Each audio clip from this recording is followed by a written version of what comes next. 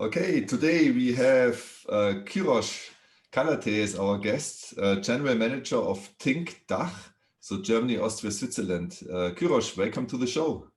Hi, Sammy. Thanks for having me. Really appreciate this. Yeah, so this is going to be a fun podcast, two Germans speaking English. So Exactly. It's going to be amazing. Yeah. So before we get into the details of sales and marketing, let's start about finding out a little bit about yourself. So where are you living right now, Cyrosch? So I'm living in Düsseldorf, which is at the same time also the headquarter of Tink DACH.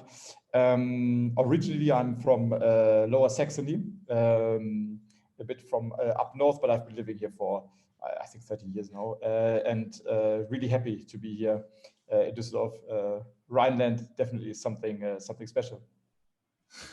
What do you love most about Düsseldorf? Düsseldorf is, I mean, I'm originally from a village, and that kind of resonates a bit with Düsseldorf. Although it's you have to say it's a major city. I think 650 or 700,000 people.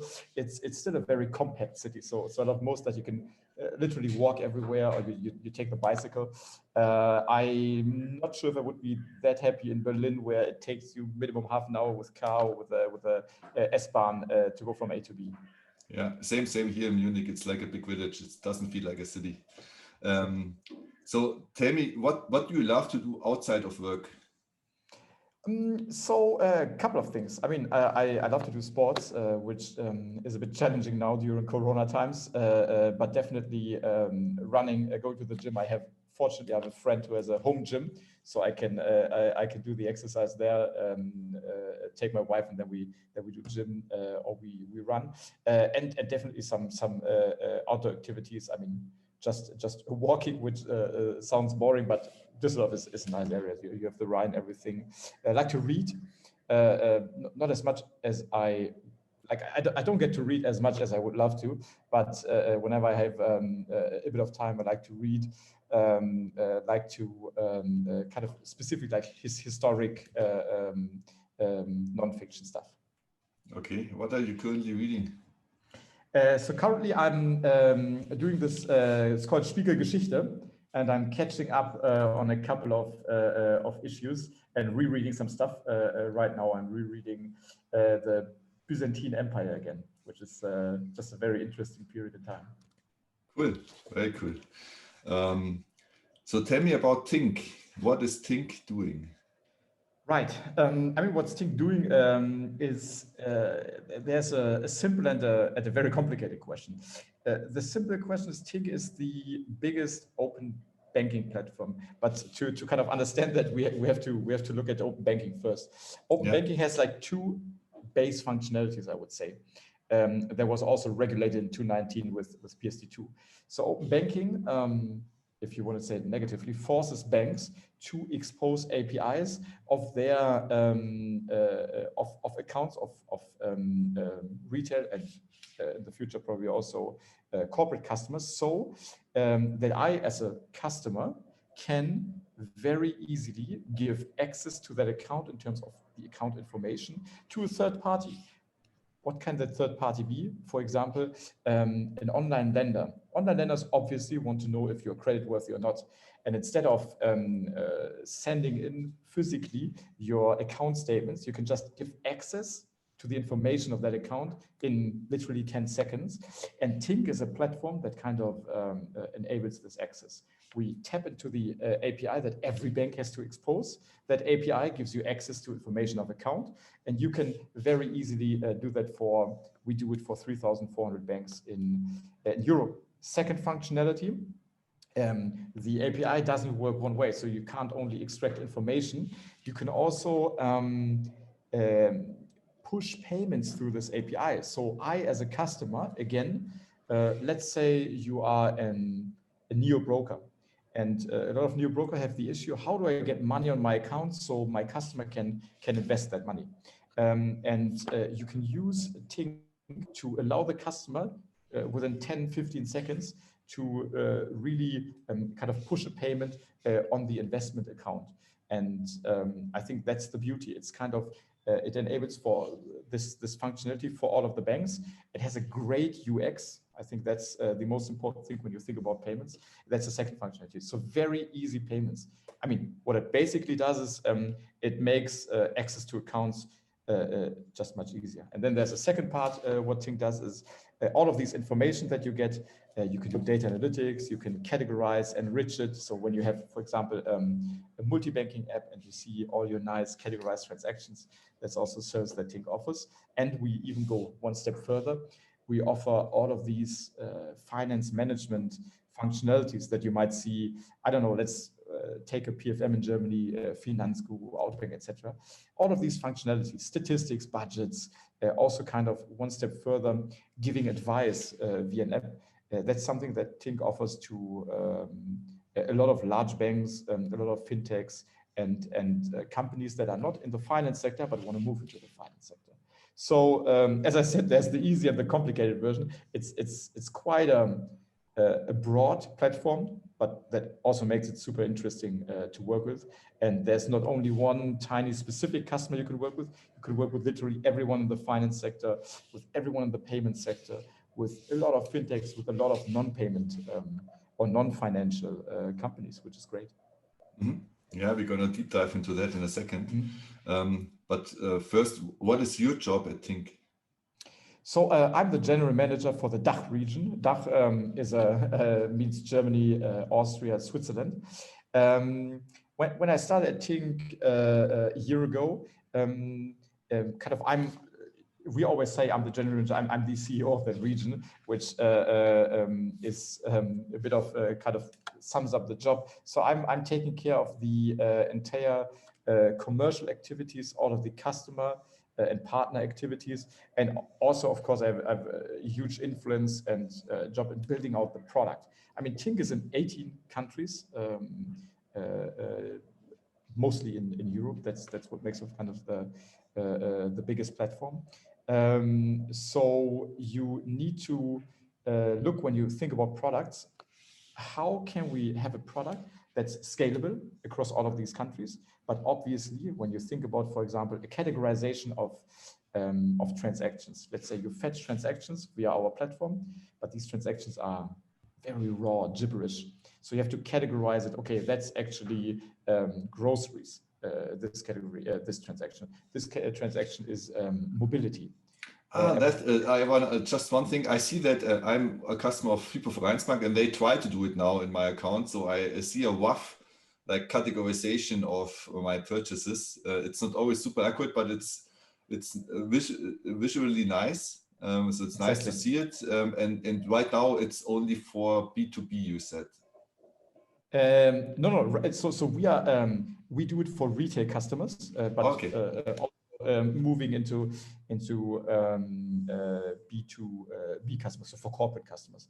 Mm-hmm. The clue is, so there's what I was saying, there's a country-specific thing. In Germany, you have just other shops or let's say specialities that you have in France, that you have in Sweden. So we also kind of, you need to be scalable, but we're also working very hard to make it extremely relevant for each country. And that's also a job we are doing here. So it's really taking care of the entire business here in DACH, mm-hmm. which is a lot of fun, but also a lot of stuff to think about.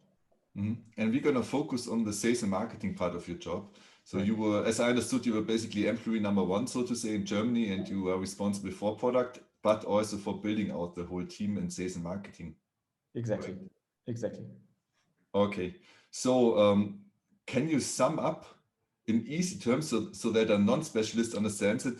Who is your ideal customer, or what are the customer profiles that you target, that you want to have as a client, as Tink, in Germany, Austria, Switzerland? Mm-hmm. Right, and I was kind of alluding to that earlier, because open banking is such a paradigm shifting movement and paradigm shifting regulation. There's a multitude of customers. I mean, and then I'm going to say what I focus on most. I mean, let's take one of our customers, which is NLX. It's kind of the finance branch of a oil and gas company, one of the biggest companies in Italy. We have a company that is a big supermarket chain in Sweden. At the same time, we have in Germany, we have bank customers, we have fintechs. So open banking, it's kind of a democracy movement for finance. And that's why it's hard to say what's your ideal customer. When I would say short term, I mean, what I was focusing on most last year is Tink for sure is extremely successful when it comes to large financial services companies. I mean, there's a reason why Tink is such, is because we were very good at dealing with large banks, with large payment providers, large and quick scaling fintechs. So I was clearly focusing with my teams, with all the 3 offices, on making sure we are well positioned in working with enterprise customers and winning enterprise customers. Enterprise means really high volume and maybe multiple products. For sure, Tink has been very successful with banks, and it's a large share of the revenue. So banks is an ideal customer. It can be from a mid-sized up to a large universal bank in Germany, Austria and Switzerland. And for sure, the second part is payment providers, meaning a provider like, I don't know, just out of random picking, a provider like Adyen or Stripe, these kind of providers, but also generators. I mean, if you look at 2 of our biggest customers, it's PayPal and Klarna, which is not a payment provider, but they manufacture a payment method itself. So also within payments, we can work on multiple levels of the value chain. But if I would say probably in the past and right now, it would be large institutions. The interesting thing is how the open banking or the let's say software as a service works is, or how we try to capture the market in Europe and globally is, let's build out a super potent and high quality product with enterprise customers that have high volume, and then productify that product and make it readily available so you can also sell to SMBs. What do I mean? Let's look at one of a very basic product, which is account aggregation. That means multi-banking. You were mentioning that example of UniCredit, like just having an app and you see your transactions, but not only of UniCredit, but of all the banks that you want to attach. For example, I'm also a Revolut customer, I'm a Sparkassen customer, I'm an N26 customer, and I want to see all of these in my app. So that is a basic functionality. I can go in the past and right now, but it's more shifting. I would go and sell this functionality to a large bank or a large fintech who wants to offer that. In future, let's say you're a small startup. You only have 1,000 customers right now, and you want to offer this functionality to 1,000 customers. That by itself would not be big enough to justify the effort that we have with integrating, with kind of maintenance of that product, and also with interacting with you. So what we have built is a self-service platform that enables also SMBs to use open banking, which I believe is revolutionary. At the same time, makes it efficient and scalable for us, because we have specific people who are dealing with that platform. We have a customer support, and it's so easy to integrate, and we invested heavily in making it easy to integrate.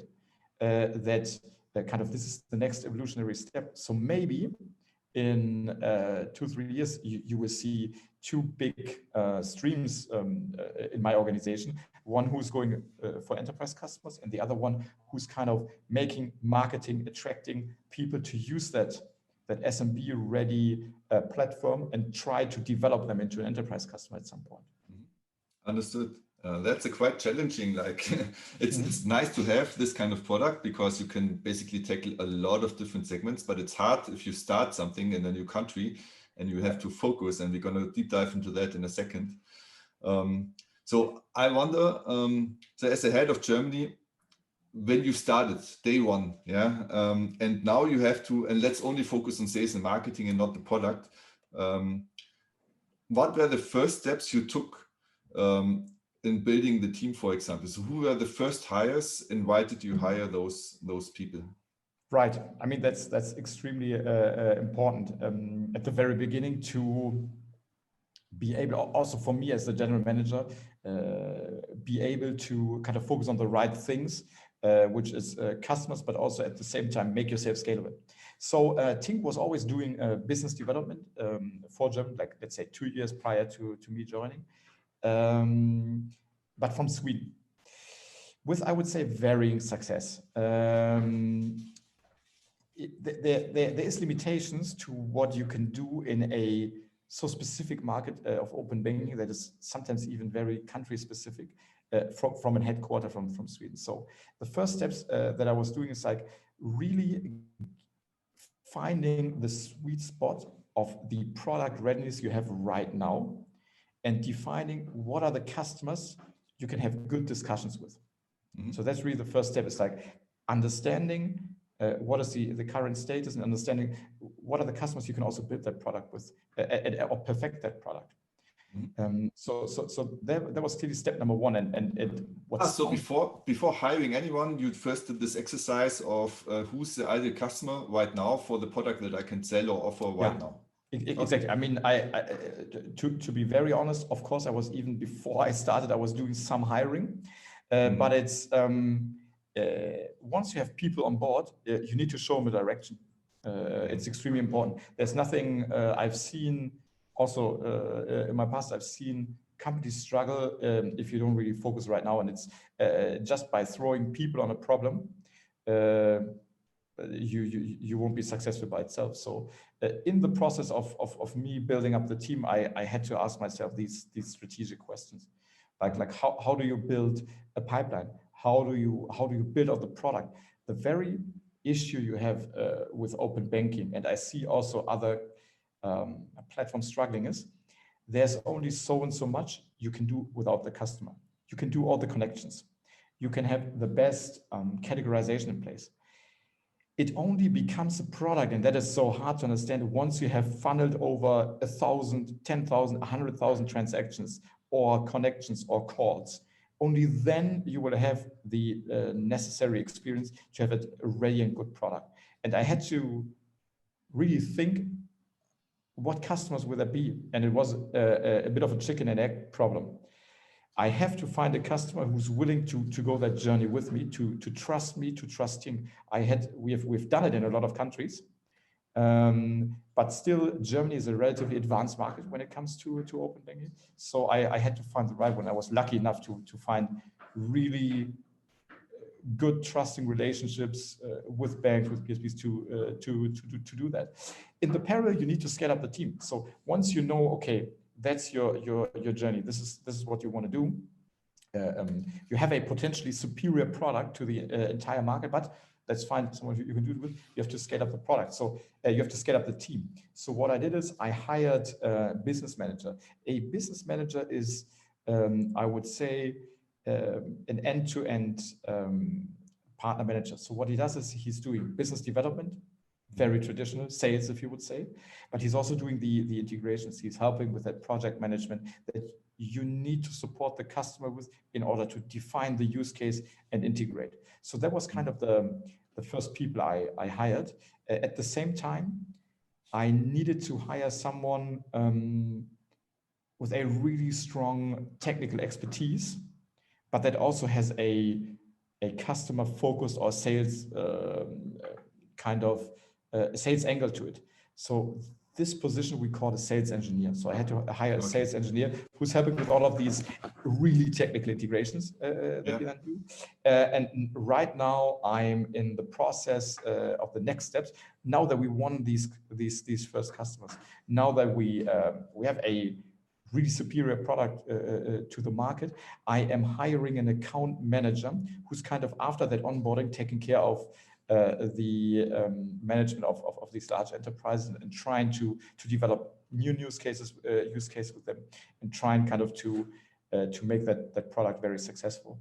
Plus, another thing that I'm hiring right now is a dedicated marketing manager. We have a centralized large marketing team, but there's only so and so much you can do when you're not in the market, when you're not a native speaker. So there was a lot of stuff that I and my team looked after. I don't know, customizing the material, giving out messaging to the markets, be it LinkedIn, be it newspapers, etc. And we want to take that to the next level with a marketing manager. So Okay. now an organization, 3 offices, somewhere in the double digits, so 10 plus people. Very soon we have dedicated teams in Sweden and in Warsaw that are manufacturing the product. So it was quite a year, I would say, in terms of scaling up the team. Let me go back to the team. That was interesting what you said. So basically, the business manager did lead generation. Correct me if I say something wrong. Did lead generation, did the sales process, did the onboarding, and did in the first month also the basically customer success or account manager job. Exactly. So everything in the beginning, and you did this. Why? I mean, usually in bigger organizations you have it separated. Like in really big ones, you have a sales development rep who does like the sales outreach. He schedules the calls, and you have an account executive who takes the calls and wins the client, and then the account executive basically hands it over to customer success, who then manages the client. Yeah. Why did you say in the beginning, no, I want everything in one person?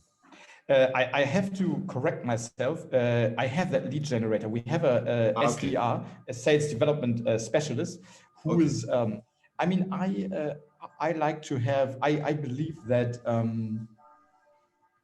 there's a benefit of a generalist setup. So even I try my network, try to do outreaches to get in discussion with senior managers at large enterprises.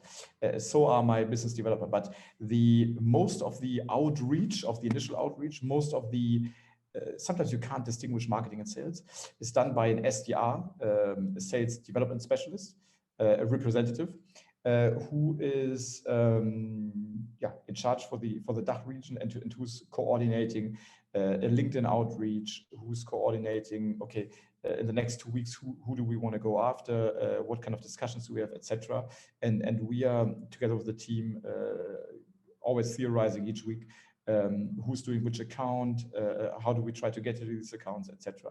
He's kind of in charge of doing that, but he also gives a few accounts each to the business managers to target, because I believe, like, one is of course a bandwidth. If also the SBMs or the BMs are doing we call it outbound. It's sometimes not outbound, but trying to get new discussions.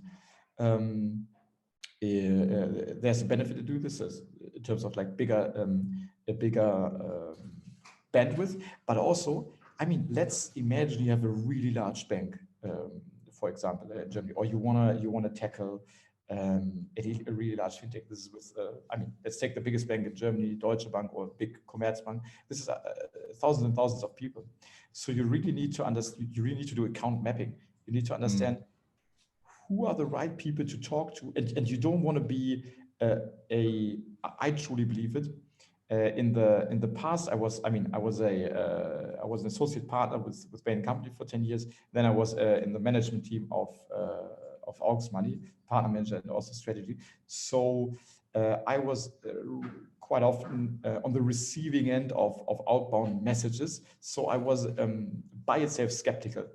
Do I, with a brand of Tink, that's a really strong brand, really professional, high-tech brand, how do I approach people with what I believe is a great cutting-edge solution, but I don't want to be the ultimate salesman who's in Germany we say Klinkenputzen, yeah, who's just doing this like unspecified outbound to all of to everyone. Basically, mass spamming the market. Exactly, and even right now, I'm on the receiving end of that. So where people send to everyone in the DACH team, they send a message and want to talk to it, but without really understanding, do they need that product? Is it the right person to talk to? And very often it is not. So I always ask myself, like, okay, don't do these salesy kind of approaches.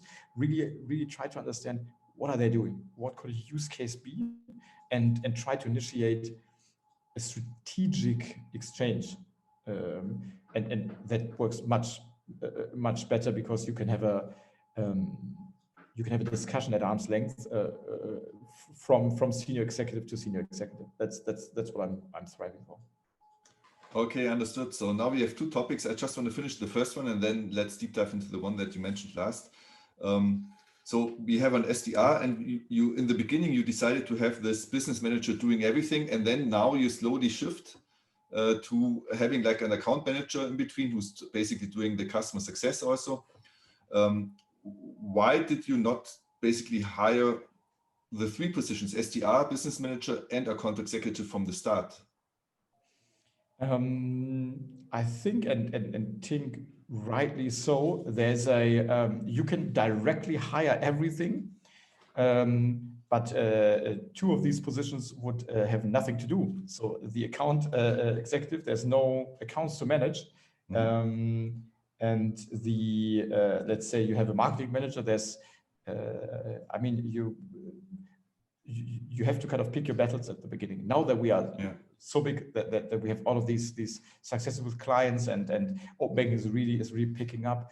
Tink also quite a lot of funding. So now that we have this leeway and the actual angle to have these, to have an account manager or marketing manager, now we hire. But Tink is very, and rightly so, although Tink is like 5-6 times higher funded than the next competitor. How much funding is it? 260 million. Okay.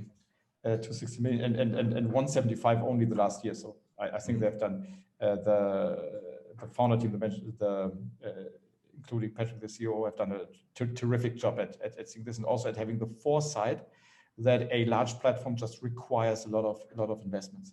But they are not uncautious with that money. So they say, let's build that business step by step. The first step is always winning these strategic relationships with strategic enterprise customers. And then once you onboard them, then you get to the account management part, and then you get to that professionalized marketing that you need. And yeah, makes absolute sense. Yeah, makes a lot of sense to me. Yeah, so it's interesting for everybody who wants to either start or enter a new market. You basically start on top of funnel, yeah, with the SDR, and then the business manager who can take over the leads, or also maybe does some outreach him or herself.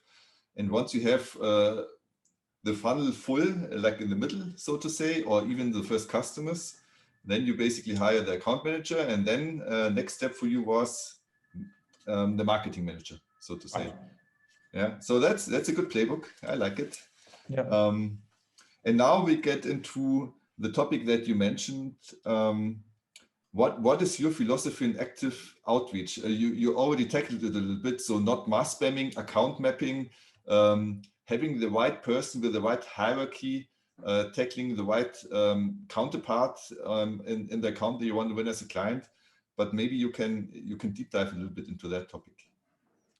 Right. I mean, the philosophy, and obviously it also evolved over time. But I thought what had made me and Tink successful in the past was having high quality discussions with the right people on a very senior level.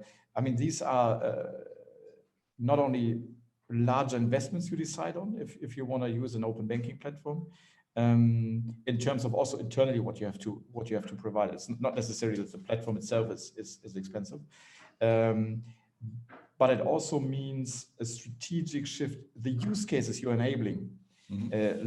Let's take a payment provider who, with our technology, can build their own account-to-account payment system, which is huge, which means a lot of additional revenue if you play it right.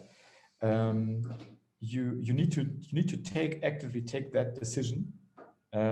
So I had a strong belief that I wanted to tackle C-level in terms of CPO, CTO, CEO to have these discussions, not do it in a salesy way. I'm not pushing a product. We are we're trying to enable great companies, I would say, great companies in the financial sector, but also non-financial sector, to be the stars of open banking. Mm-hmm. That defined the entire approach.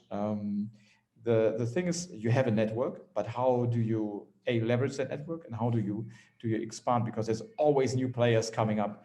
there's always new stars rising that you might not have a direct relationship with. And I thought it was the right approach and rightly so to use maybe the Tink brand, although it wasn't that big in Germany a year ago, but we invested heavily, of being a leader in open banking, the largest platform to approach these right people. It can be by LinkedIn. It can also be a referral, so you'd see who do you want to talk with. It can also be from your, we have a vast bandwidth of investors, obviously, that invested in the various rounds that can make introductions. And obviously inbounds, I hope at some point that inbound will overtake outbound with growing success with all of these customers and going live that we have in. I mean, it will never be, it used to be back in the days a B2C brand, but it's a clear B2B brand. So you will only be, you need to be known in the export world. And that's also something we do. But as of now, these are kind of the channels. So you use a network, you use referrals, and obviously LinkedIn, Xing, mails plays a big role, but really, I would say really targeted. What do I mean? Really think about the business model that someone has, think about what could be a use case, produce material that's relevant. For example, I mean, let's take the app of a partner. Let's take, there's a loyalty provider you want to support with AIS services or maybe with payment services. Let's take the time to look at the app, do a mock-up, and send that mock-up. And people appreciate that because they say, okay, wow, guys, you sent me a mail, although you don't know me. So that's a bit of an intrusion for a German, but you took the time to look at the solution and to offer me something. So that's why I answered back, and that's why I want to have that discussion with you. Mm-hmm. Understood. So basically, use two philosophies I hear from you. One is you even took your profile to reach out to the C-levels. So it was not like only the sales development rep who did all the outreach. It depends on the hierarchy level, so to say. And because peers to peers is working better, you try to have a conversation. So it's not a hard sell that you want to do in your cold outreach, so to say. And you provide a lot of value, even going so far as to creating a mock-up. So let me follow up here. What did you learn in the past year? I mean, you have to try new things. You never know what works in a country, so you have to try different things. So what did you learn in the last year? What worked really well, and maybe also what didn't work? Right. I mean, let's start with what didn't work. I think what didn't work is if you come too pushy and you don't take the time in identifying the right profiles. So I don't know, sending the relationship manager of a bank something open banking. He's so far away from taking the decision. It's just wrong. The same with if you don't take the time on understanding the business model, right? There's just like they would just not answer back, and you don't want to be a pest to people and just like create that. So what does work is you can use LinkedIn. Optimize, make very clear in your LinkedIn profile what you do, what you try to do, what your value add is. I think that helps a lot. And try to approach them and say like, I've seen your position. I think it's interesting what you do. Maybe there could be a discussion on how you could use the Tink platform. So make it very, maybe not even using Tink. Maybe there can be a discussion on digitization. Try this kind of approach. I think that worked really well. What also worked well is if you, there's different people and different products. So for different people and different products, different things work. Let's take a product that we have, which is PFM. For PFM, what is PFM? Just high level, dump it down for me so that I understand. It's called personal finance management. So what we offer is a console to help mid-sized bank, but really also large-sized bank, both of these, in a very quick time to market to help them build a personal finance management experience where you see in your mobile banking, you can do statistics, budgets, you can have actionable insights, you push online sales through it. It's a whole product suite which I think has greatly contributed to Tink being that successful. If you look at ABN AMRO, we also sold it in Germany now. If you approach someone, it can be the CEO, it can be the head of retail business of a bank, and try to say, hey, let's talk about PFM, etc., and maybe we can help you. Does that work? Probably not. Why? Because building a PFM or decommissioning and substituting an existing PFM, there is a decision that the bank or the fintech probably need to have done prior to that approach, or they already are in the process of this. So you need to find the right time of approaching it. If you, by accident, happen to contact them when they are now in the process of maybe RFPing something like this, then you are lucky. But most of the times, I mean, you won't hit that right time slot. So that's like just to say, that's like for most B2B customers. Yeah. Like you have like 1 or 2% of your market has at this moment, at this time, the problem that you're tackling, and the other 98%, not maybe Exactly. now, but maybe in the future. Yeah. Yeah. So for them, it's more like try to build a relationship, try to understand. A lot of the cool thing is that open banking and a platform that Tink as well is we are really at the heart of an industry shift, of digitization, of like almost a customer behavior shift. So there's a lot of value of just of building a relationship with a senior, let's say, bank executive or fintech executive to just say, okay, listen, this is how I see what's my take on open banking in the future. Maybe if there's in the future something let's do, but also help us out. Like from a lot of these discussions, I understand what my counterpart is doing, and sometimes I can reach out for help when I don't understand something with them. Just like have 5 minutes and understand something. So it's more about relationship building. That's super interesting. I mean, that's definitely in that sense interesting that you don't take this whole outreach as a one-way street where you want to basically get something from them in terms of money, but it's a conversation that you want to start, and you take it a step further and even use it for market insights, which I think is great. You should do that because you cannot push someone to buy something if they're not ready, but Exactly. you can definitely help them with interesting content and ideas, and why not ask them for insights? Yeah, so I think that is great. Yeah, exactly, and that's also the approach. Discuss a bit, understand what's on their roadmap, on their agenda. Also share a bit what's on your roadmap, on your agenda, and maybe in the future there's something that you can talk about. Again, as it's like you only have 1 year reputation. You don't want to have a reputation of being like just sending out these salesmen and the mass spammer, so to say. Exactly. and in general, like I've been in management position in fintech before. I've been a consultant. I'm also like genuinely curious what other people are doing, and I want to have these discussions, not necessarily because of a sales purpose, but also to know what's going on in the finance industry as well. So that's also a great tool to do that. That's a mindset shift, so to say, I would say, because most people, at least in the last decade, thought you have to mass spam your market because you get these 1% and it's so cheap and easy and fast to do it, but you burn all these 99% who don't have the problem at that moment, and they remember worst case, and you don't have like unlimited amount of people you can approach. So for you, I don't know how many thousand, but there's a limit of people you can approach, yeah. And you want to build a positive relationship.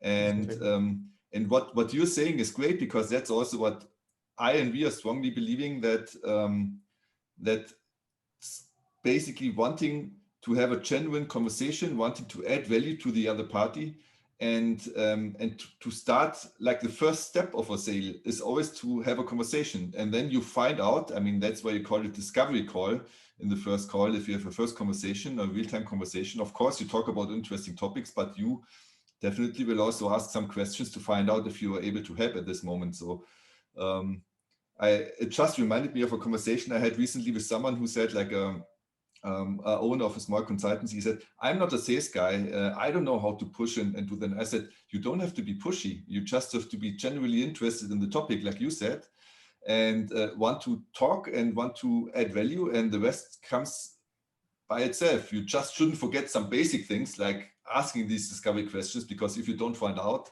you never know. But I really like what you're saying here. Yeah, exactly. Maybe also to add, I mean, it's not B2C. We're not pushing insurance, or like we're not selling insurance or something. It's a processes just don't work that way at our clients. I mean, you can do a discovery call. You can see if there's an interest, but let's say with the sales that are taking place, these are professional financial companies. They need to have a budget in place. They need to have a process in place, etc. And you can be the best salesman in the world, but you can't just create that budget. It's like that's impossible. And also, what I like is, and I can see Germany shifting. I would say 5-7 years ago, the kind of the readiness of the attitude was, if someone approached me that I don't know, I'm not talking to him. But I really appreciate that especially in the fintech world, people are open to discussions. I mean, why? Because the world is shifting so rapidly. Maybe you need a service, but maybe also you need that. You want to have that relationship with that person. I mean, I got offered jobs in these calls. I met so many interesting people that I maybe can have a future in my organization, or that I can profit. Profit is too capitalistic, but that can you can have a meaningful relationship with, and that's the, aside from work, I think that's what counts, is that you have fun, that you learn something, and I've learned so much in these discussions. So I'm actually also personally happy that I'm in that role now, which was not my role before, where you were more like a executive in a consulting firm, or you were like the VP of partnerships and strategy, which was not that kind of I would say customer focused. Yeah, and I mean, in the end, what you're saying, and what I know that you're also starting a podcast, or started a podcast now, interviewing the first people. I mean, that's, well, let me ask openly, what was the reason for you to start the podcast where you interview your target clients, so to say? It's part target clients, but it's part just senior finance leaders. I mean, what was the background? Tink is being a Swedish company and having a history of a B2C brand. Maybe was in a really, and I say that in a positive way, was punching below its weight when it comes to recognition. We have a strong brand. We had to build our brand in Germany, also because there's another Tink, a friend of mine has a company that's also called Tink, that's more in smart homes. But I thought we're doing so much great research. We have an entire research department. We are bringing out reports.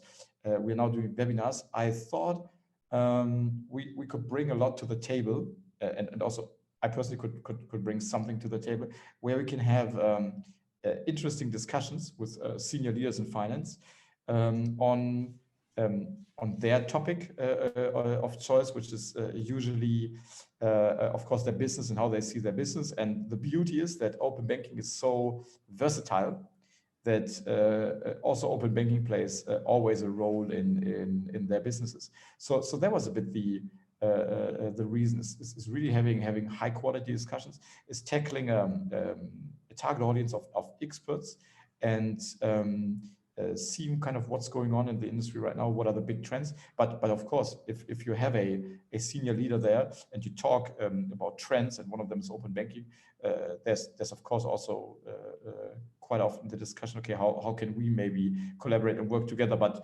really in a win-win situation way, which is great. Yeah, and I mean, like you said before, you learn so much. You can ask. It's great. Like for me, having this podcast is awesome because I feel like I'm a guest at a podcast, like listening to it. But I can ask all the questions where I would like to have an answer to, which I can basically use for my own organization. So that's something you will see for sure, that you will become an expert per se because you talk to all those experts. and you, I mean, you're already at a super high level, but I'm sure that you will learn so much more over the course of the next 50 to 100 episodes that you will do, that in the end, you somehow start to know more and to have like insights, and you will be able to connect people to other people that you couldn't do without a podcast. So I think it's an underused tool to create relationships, basically. Besides all the other benefits like having great content and all that, yeah, that's fine. But I think creating these relationships and insights and positioning you as a thought leader, that's super interesting. Right. Yeah, definitely. I can only subscribe to that. And I mean, this is early days with that podcast. It's going to be the first podcast of Tink, so we are also playing a bit of that role. But it's good. I mean, we have Tink has an extremely large followership on LinkedIn. We have a high attendance on our webinars. So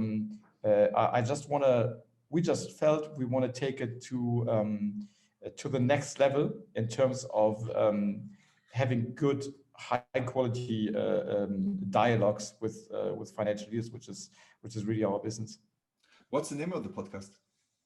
It's going to be Rethink Open Banking. Great. We're going to link it into the show notes, so everybody who's interested in listening can directly click on it. So we already reached the almost end of our conversation, and we're going to go into our 5 rapid fire questions. Are you ready, Cyrosch? Right. Yes. What do you do to keep body and mind fit and sharp? Body, as I said, sports. I would like to do more once the lockdown kind of gets. The mind, fit and sharp. I said reading, but sometimes you also need to unwind. Recently, I purchased an old PlayStation 4 and I'm playing Hunt Showdown, which is just exciting to kind of unwind, and that also keeps your mind sharp. What's this game about? I never heard of it. Hunt Showdown. It's really you would say it's an ego shooter, but it's more like playing chess. It's super realistic. You have to listen a lot. You have to think a lot about your loadout, about the weapons to take. It's more like playing chess. It's from a German studio, so you can feel there's a lot of German traits in there, and you need to play it for a very long time to get halfway decent. Okay, cool. What's your favorite business book? My favorite business book is something that I read a couple of years ago, but I'm gonna reread it now. It's called Die Herren des Geldes. I think the English title is Lord of Finances, which is about the Lords of Finances. It's about kind of central bankers prior and during the Black Friday crisis in 1929. And you learn so much about how central banks work, how the system of kind of pegging the dollar or general currency to gold works, and how it can also screw up a whole economy. So it's super interesting. And as I said, I like to read a lot of histories. It's also I see a history teacher getting lost here. Yeah. I mean, too bad for the students, but maybe when you're retired, you do something for them. Yeah, but I can really recommend this one, Lords of Finance. Okay, great. We're gonna put everything in the show notes. Yeah. Favorite business leader you follow? I don't really follow a business leader, so I was thinking about that question. I couldn't tell you one. Okay. Yeah. Any other person you follow, you say, well, that's interesting. I look at whatever LinkedIn profile, Instagram, or wherever you can follow someone. I like to browse through my the LinkedIn feed. What I'm right now super interested in is really payment providers. So everything on you name it, Unsa, Stripe, Novanet, Adyen. Okay. And I really follow these kind of news right now because I think it's there's just a revolution of how we pay from offline to online, which is extremely interesting. Okay, great. Who should be our next podcast guest and why? A good question. I also thought about it. I was thinking about it when I was doing my my own podcast. Probably because your your podcast is on B2B sales, Yes. but also on marketing. So what I always say, it's probably not good, is who I see most in my LinkedIn profile, I don't know why, is Credit Chef. They have done a really good job for a credit platform to do marketing, and they clearly, I would say, punch above their weight when it comes to recognition. So maybe Daniel Bartsch, the Vorstand from Credit Chef, who I also know, maybe it's worthwhile, because he's really invested a lot into how to build a B2B brand in a target group that it's more Mittelstand, as we would say in Germany. That's interesting. Yeah. SMEs, so to say, small medium enterprises. Exactly. Cool. So, and now you can directly address our audience, anything that they can help you with.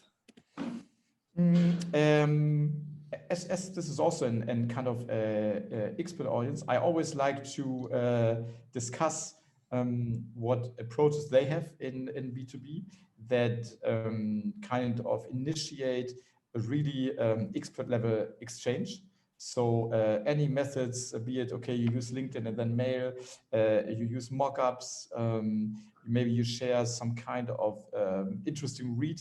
So anything you have there that's a good and interesting thing to share, a method that worked well, I'm super happy to discuss and to learn. And how can people reach out to you best? They reach out to you obviously on my LinkedIn page, but also directly on my mail. It's just cyrosch.kalateh@tink.com. If there's anything interesting, we're gonna put it in the show notes. It's too hard to explain. Yeah, I think exactly. How to write your name. Yeah. So indeed. perfect. Yeah, it was really interesting. Thanks a lot for being our guest, Cyrosch. It was a pleasure. I have to thanks a lot for having me as a guest. This was really fun. Cool. I really appreciate that. That's how it should be. Thanks a lot. Bye. Bye.